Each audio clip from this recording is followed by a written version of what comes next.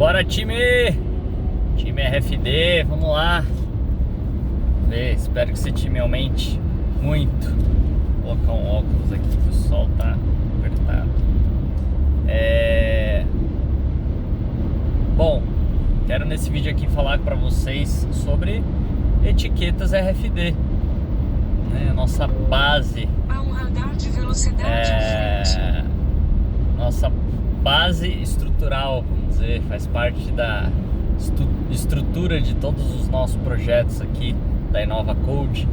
Para quem não me conhece, sou Guilherme Carrapatoso, CEO da InovaCode RFD, empresa com mais de 14 anos de mercado, mais de 900 projetos eu já desenhei nessa área com essa tecnologia.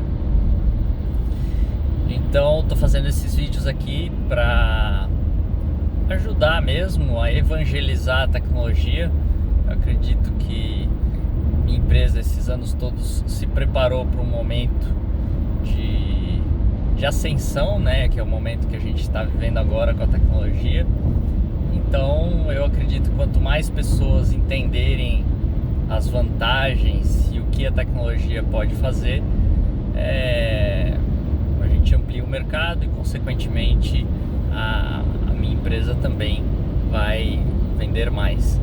Mas a minha ideia aqui com esses vídeos é simplesmente passar conhecimento do que a tecnologia pode fazer, o que ela é, para melhorar um entendimento geral. Então, independente se você é um empreendedor que quer trabalhar com a tecnologia ou usuário, eu acho que é interessante seguir aí, preparando bastante conteúdo para passar. Bom, a ideia aqui é falar do básico sobre etiquetas RFD. Então, começando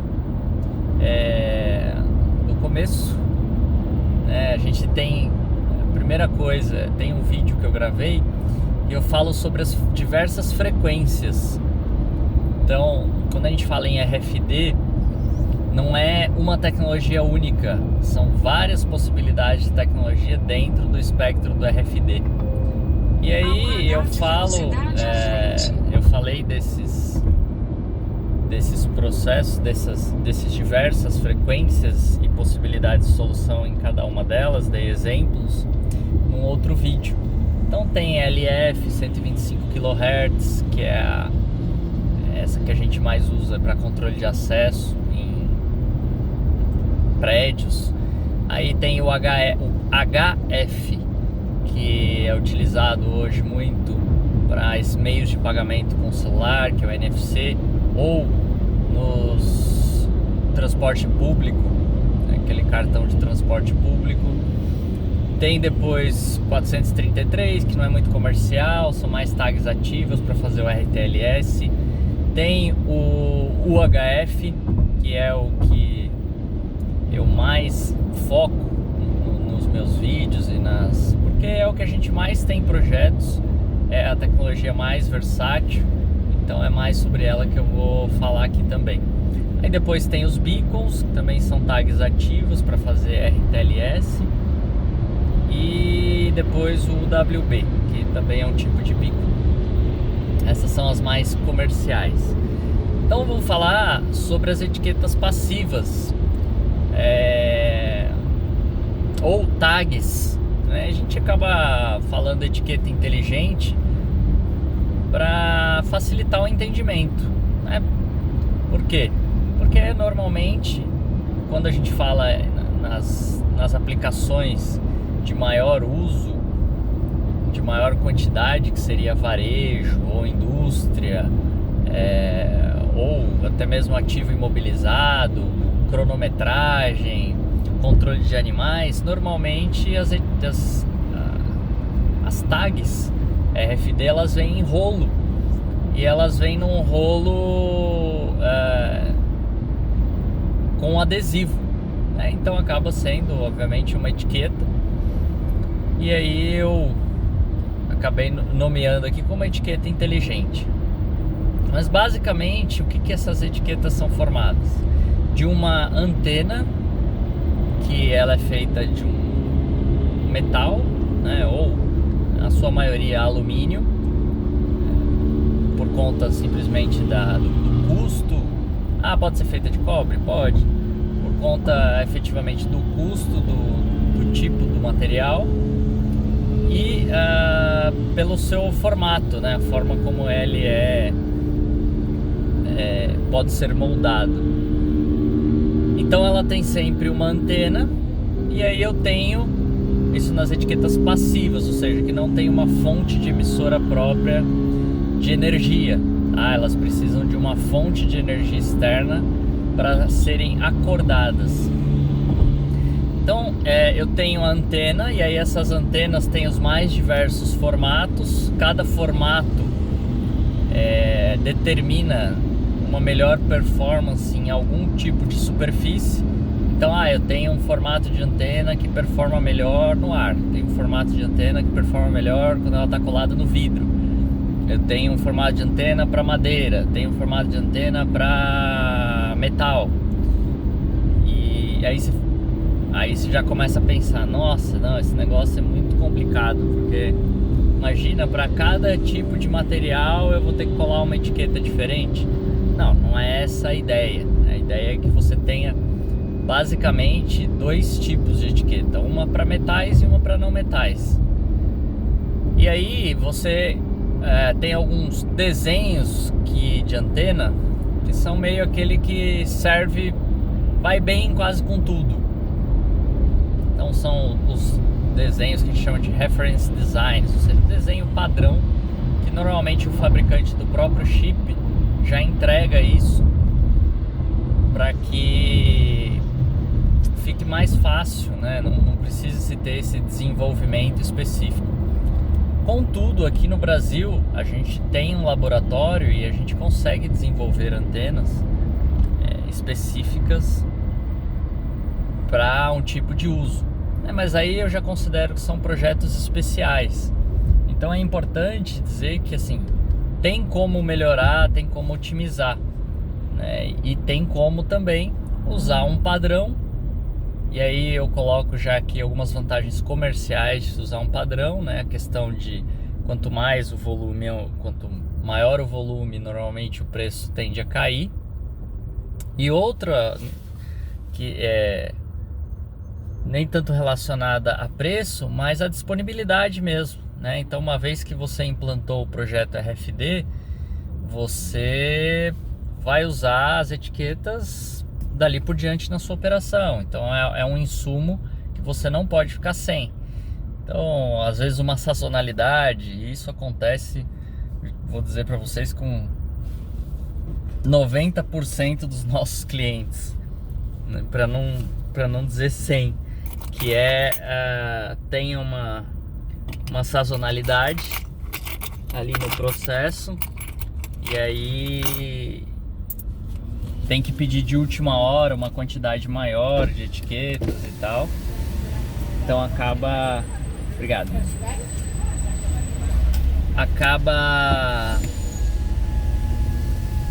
Se você trabalha com uma etiqueta específica, você fica descoberto, né? Então tem essa vantagem. Mas é lógico que eu principalmente sou especialista em projetos. Então desenhar arquiteturas e fazer o negócio funcionar. E aí algumas vezes também a gente precisa de desenvolvimentos específicos. Então cabe a mim também avaliar sempre, existe a possibilidade desse projeto se estender, ou eu tenho outros clientes que migrariam para essa etiqueta que eu estou desenvolvendo, porque ela vai aprimorar tal e tal fator. Então também tem essa possibilidade. Bom, mas voltando, então a etiqueta, ela é uma antena. Essa antena, ela tem um microchipzinho no meio, que é menor que um grão de arroz. Esse microchip, ele é colocado ali normalmente no centro dessa antena. Então também normalmente é uma antena dipolo, ou seja, ela é sempre do meio para as pontas, ela é idêntica dos dois lados, né? Pode variar aí dependendo do material onde você vai colocar. E aí por que tem que variar, Guilherme, com relação ao material? Porque cada material tem um tipo de forma de propagar a onda. Então, se eu estou falando que a etiqueta é ativada por uma onda de rádio, então quando ela encontra a onda de rádio, está vindo pelo ar, e ela encontra um material, por exemplo, um plástico, uma madeira, ela vai conseguir passar? Vai, mas só que ela vai sofrer uma distorção nessa onda. E aí eu preciso fazer um ajuste de frequência na minha antena lá para que eu consiga receber a onda e devolver essa onda da melhor forma possível. Então, lembrando que as etiquetas passivas, elas têm que ser energizadas pelo leitor, e aí elas obviamente elas têm dois fatores, ganhos e perdas. Então a antena é o que dá o ganho para ela. Então, para eu acordar esse microchip, eu preciso de uma energia X, que normalmente é medida em decibéis. Então eu preciso de 2 dB para acordar o meu chip. Normalmente não é 2 dB, vou falar o certo. Eu preciso de 18 dB, menos 18 dB ou menos 21 dB. Então, para acordar a minha etiqueta. Poxa, ótimo. Então, se eu mando a energia para ela, né, diretamente para o chip, eu teria que mandar essa energia cheia, ou seja, essa energia que eu preciso para acordar o chip. Como eu tenho no chip atreladas as antenas, a antena me dá um ganho. Então, o quanto essa antena... Então, se eu tenho uma antena muito grande, maior o meu ganho. Então, menor a necessidade de energia que eu tenho para ativar esse chip. Tá? Então, aí vocês já começam a entender um pouquinho como é que funciona o processo passivo, né? Então eu mando energia, a etiqueta acorda e ela me responde. Então eu chamo de uma comunicação de 2 vias. Por que isso? Porque eu posso ter interrompido o meu processo na ida, como eu posso ter interrompido o meu processo na volta. E aí isso complica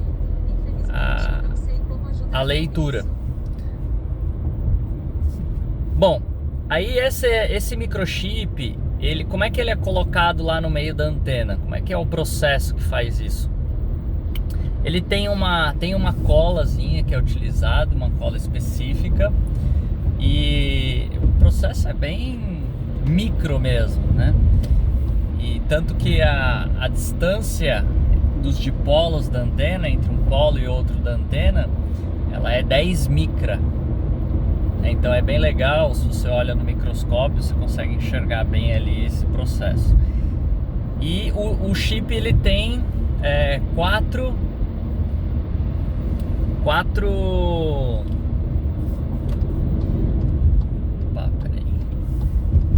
ele tem 4 polos, né?